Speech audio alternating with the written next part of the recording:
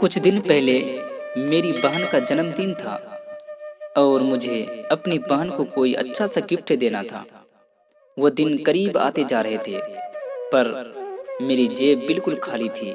मेरे पास रुपए पैसे कुछ नहीं थे।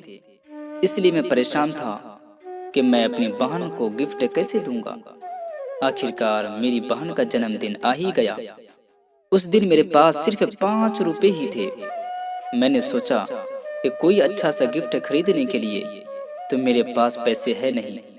चलो 5 रुपए का एक पेन ही खरीद लेता हूँ। जब मैं घर गया तो सारी तैयारियां हो चुकी थी। केक कटने ही वाला था। मैं जाकर पीछे खड़ा हो गया। सब भाई बहन गिफ्ट अच्छे अच्छे दे रहे थे। इतने में मेरी बहन की नजर मुझ पर पड़ी तो बोली, भैया आप मेरे लिए कुछ नहीं लाए? तो मैं सर को झुकाते हुए जेब से बस एक पेन निकाला और बहन को दे दिया और कहा, बहन यह गिफ्ट तो तुम्हारे लायक नहीं है। लेकिन बहन, आज भाई की जेब बिल्कुल खाली है, बस यही एक पेन ला सका। इस बात को सुनते ही बहन की आंखों में आंसू आ गए और भाई से लिपट गई और रोती हुई कहने लगी, भैया आपका गिफ्ट तो बहुत अच्छा है।